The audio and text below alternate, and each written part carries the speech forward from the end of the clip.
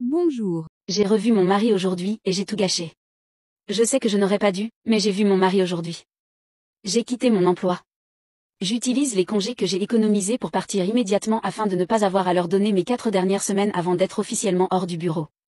Le bruit s'est répandu dans mon bureau de ce que j'ai fait. Mes collègues ne cessaient de me regarder et je n'en pouvais plus. Mon premier jour de congé était aujourd'hui et j'ai passé la plupart du temps à pleurer. Je n'en pouvais plus, alors je suis allée chez nous pour lui parler. Je sais que je lui ai promis de l'espace, mais c'était comme si quelqu'un était assis sur ma poitrine. J'espérais que nous pourrions parler. Une partie de moi espérait aussi qu'il serait au travail et que je ne le verrais pas parce que je sais qu'il ne veut pas me voir. Il était à la maison. Quand j'ai franchi la porte, il m'a regardé sans expression.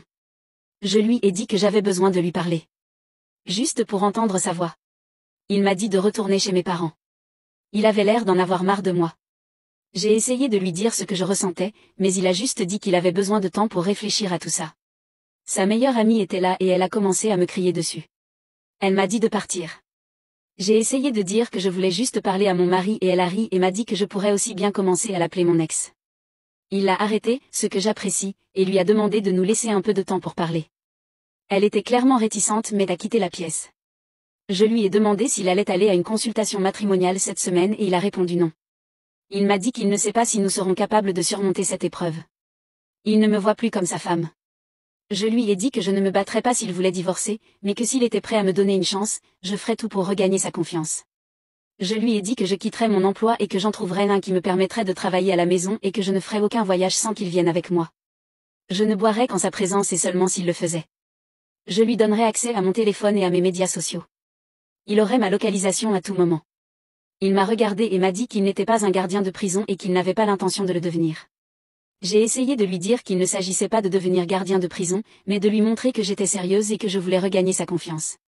Il a baissé les yeux et m'a dit que c'était peu probable. Il m'a demandé si je l'avais déjà trompé auparavant et je lui ai promis que non. Il m'a demandé d'expliquer ce qui s'est passé cette nuit-là. Tous les détails. Je ne voulais pas le faire mais je l'ai fait. Il m'a regardé tout le temps en écoutant silencieusement. Je n'ai rien épargné. Je lui ai tout dit. Il m'a juste demandé si c'était tout ce qu'il fallait pour que je détruise notre mariage. Un type qui t'offre des verres et te fait des compliments, c'est tout ce qu'il fallait. J'étais dans un sale état à ce moment-là. Je lui ai dit que j'avais tort et que j'étais l'égoïste. J'avais fait quelque chose d'impardonnable mais j'étais déterminée à lui montrer à quel point je l'aimais. Il a baissé les yeux et m'a dit que c'était clair que je ne l'avais jamais vraiment aimé. Je m'aimais moi-même et ce qu'il pouvait me donner, mais je ne l'aimais pas. Je lui ai dit que ce n'était pas vrai, mais il m'a regardé et m'a dit que ça l'était. Si je l'aimais, je n'aurais pas fait ça. Il m'a dit que j'avais eu de nombreuses occasions de ne pas le tromper mais que je l'avais fait pour des raisons égoïstes et qu'il ne voulait pas être avec quelqu'un qui pouvait faire ça. Il m'a dit que l'idée de faire l'amour avec moi maintenant lui donnait la nausée. Qu'à ses yeux, je n'en valais pas la peine. Il m'a dit qu'il n'avait pas besoin d'en entendre plus et que le fait que je me présente pour lui parler était la preuve que je ne me souciais pas de ses besoins. Il a dit qu'il allait trouver un avocat spécialisé dans le divorce dans les 2 prochaines semaines et entamer la procédure. J'ai senti comme un couteau dans ma poitrine.